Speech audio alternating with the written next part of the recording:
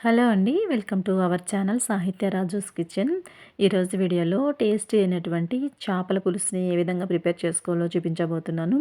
ఈ ప్రాసెస్‌లో చేసిన చేపల పులుసు అయితే ముక్క అనేది అస్సలు చెదిరిపోకుండా చాలా చాలా రుచిగా వస్తుందండి. అలాగే గ్రేవీ కూడా చాలా చక్కగా ఉంటుందనమాట. ఫస్ట్ టైం మీరు చేపల పులుసు ప్రిపేర్ చేసే వాళ్ళైనా సరే ఈ వీడియోలో చేసినట్లు మీరు కానీ చేపల పులుసుని ప్రిపేర్ చేశారంటే చాలా టేస్టీగా వస్తుందండి. గ్రేవీ కూడా చాలా చిక్కగా ఉంటుంది, రుచిగా ఉంటుంది. అలాగే ఈ చేప ముక్క అనేది అస్సలు చెదిరిపోకుండా ముక్క ముక్కగానే ఉంటుందనమాట. మరి టేస్టీ అయినటువంటి గుమగుమలాడే ఈ చేపల పులుసుని ఏ విధంగా ప్రిపేర్ చేసుకోవాలో ఆ విధానాన్ని ఈ ప్రాసెస్‌లోనికి వెళ్ళి చూసేద్దాం రండి.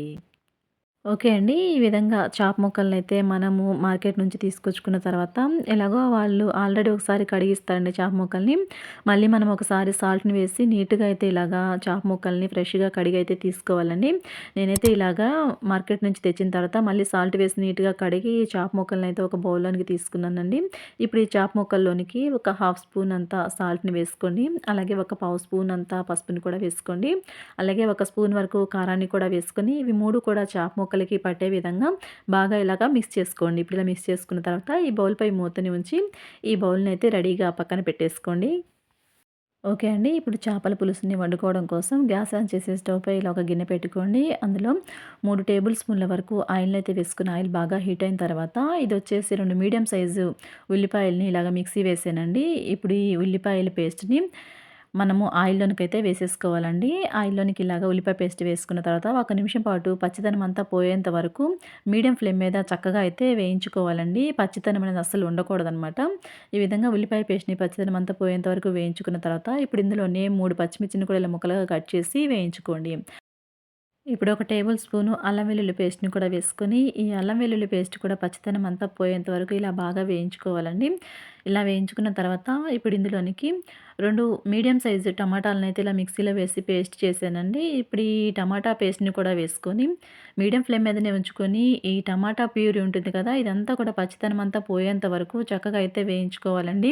ఈ ఉల్లిపాయలు కానీ, అలాగే ఈ టమాటాల గుజ్జు కానీ పచ్చితనం అనేది అస్సలు ఉండకూడదనమాట. బాగా పచ్చితనం అంతా పోయేంత వరకు వేయించుకోవాలండి. ఇవి ఎంత బాగా వేయించుకుంటామో మనకి ఈ పులుసు అనేది టేస్ట్ అనేది అంత బాగా వస్తుందనమాట.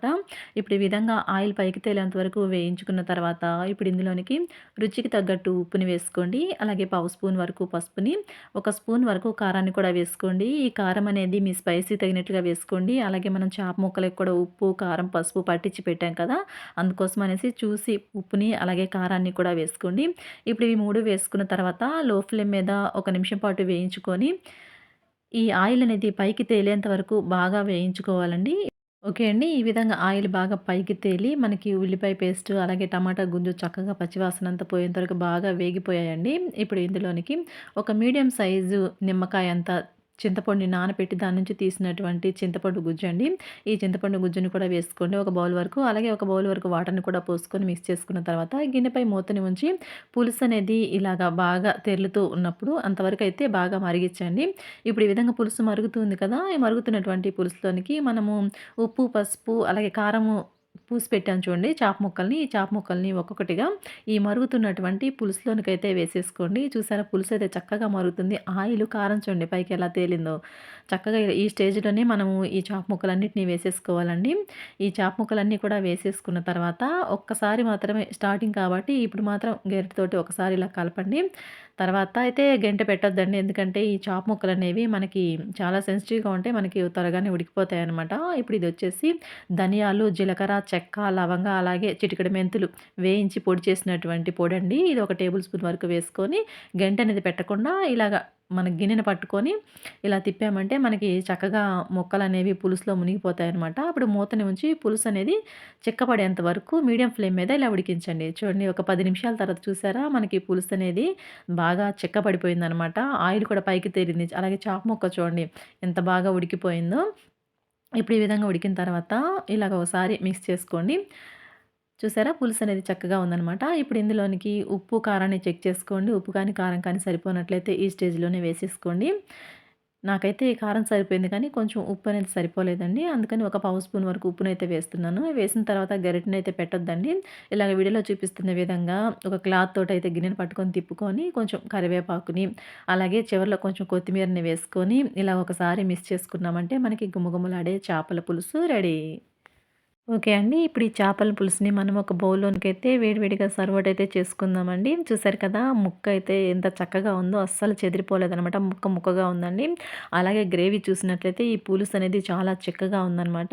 చాలా చాలా టేస్టీగా ఉందండి. ఓకే అండి. చూసారు కదా! మనము చేపల పులుసుని ఏ విధంగా ప్రిపేర్ చేసుకున్నామో, ఈ చేపల పులుసు అయితే ప్రాసెస్ అయితే ఎంత సింపుల్‌గా ఉందో దీని టేస్ట్ వచ్చేసి అంత రిచ్‌గా ఉందండి.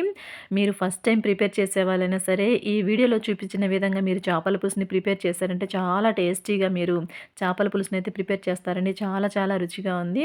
ఓకే అండి. చూసారు కదా! చేపల పులుసు తయారీ విధానము. ఈ వీడియో కనుక మీకు నచ్చినట్లయితే లైక్ చేసి మన ఛానల్‌ని సబ్స్క్రైబ్ చేసుకోండి. Thanks for watching.